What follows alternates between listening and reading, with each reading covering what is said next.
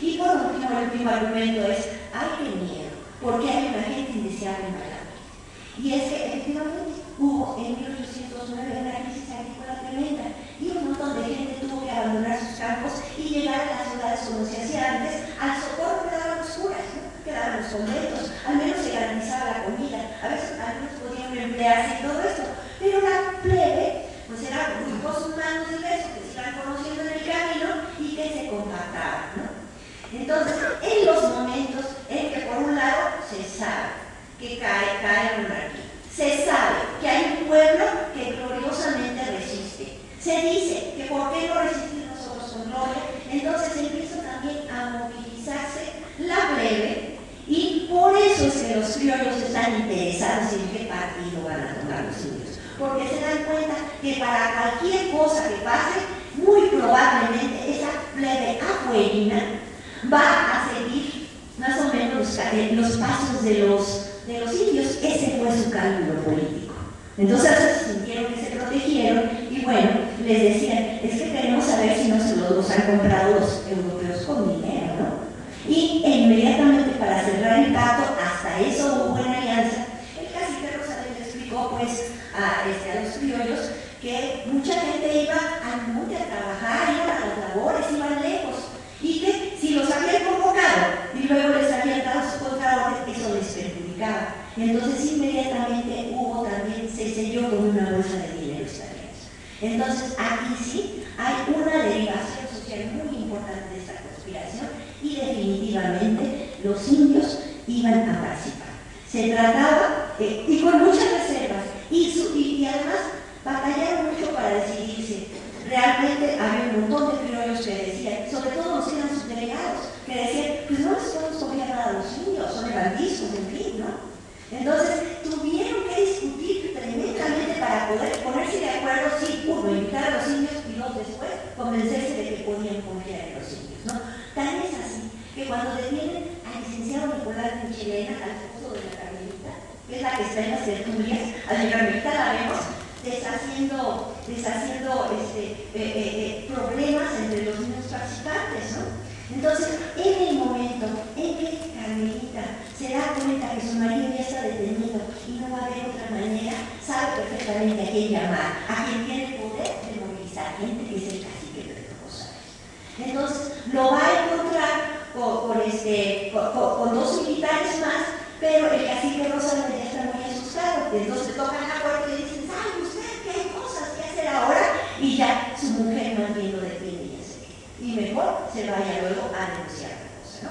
Ahora, ¿cómo empieza todo? Todo empieza en un primer momento. Sabemos que están con algo, ¿no? Con un motivo. Sabemos que están pues muy inconformes los criollos porque por la caída del ayuntamiento de la Ciudad de México, ¿no?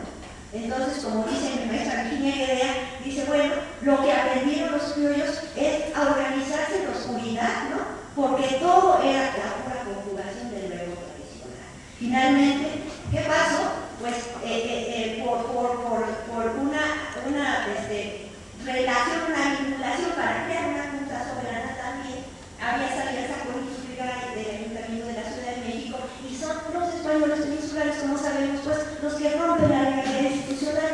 Yo creo que la ruptura de la legalidad institucional fue muy importante para que los criollos de todas las provincias pensaran en salvaguardar la patria. ¿Cómo? Comenzar con su madre, con su provincia, y hacer junta soberana de las provincias.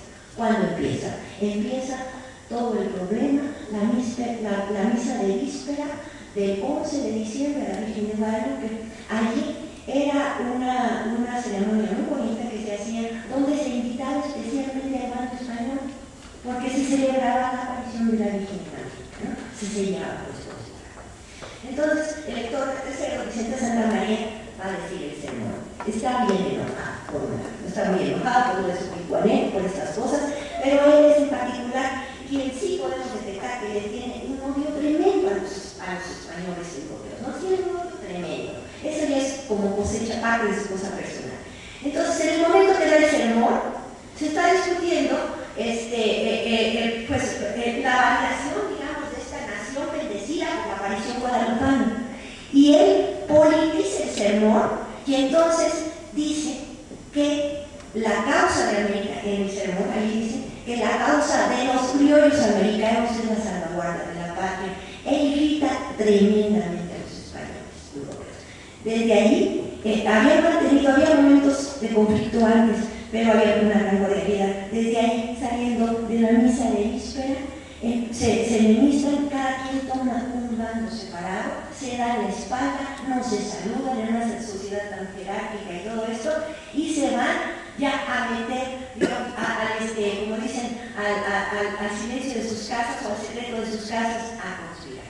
Yo tengo la impresión de que esta es una conspiración criolla, y yo tengo la impresión de que los españoles de entrada no conspiraron, porque hay unos documentos muy interesantes que estoy viendo ahora en los expedientes de Santa María, donde resulta que ahora hay muchas conspiraciones, yo veo que dos también, pero no de españoles, sino hay una primera, y no es conspiración, sino es un movimiento con las noticias primeras que llegan, que también los vecinos radicados españoles están de acuerdo que si Napoleón y que si pierde España, pues hay que preservar esta patria, ¿no? Pero después del planteamiento, pues, de golpe de hielo en la Ciudad de México, cambia el planteamiento porque dicen unos, tenemos que guardarnos la lealtad con España a toda costa. Y eso particularmente, pues, le pasa al sector de los comerciantes, ¿no?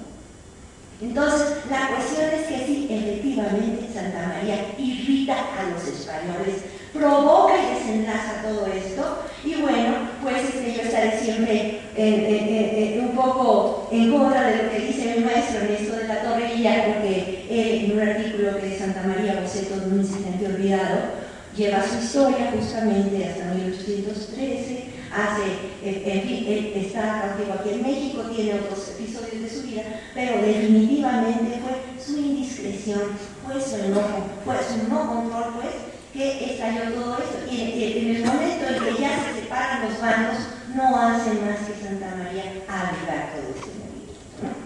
Entonces, encontramos, pues, que sí, el movimiento, la conspiración de Valladolid, se ha dicho mucho, es un movimiento de salón, no fue tan de salón, y del lado de los indios fue un compromiso sólido, aceptado por los hombres, por las mujeres, por todos los representantes, y muy disciplinado.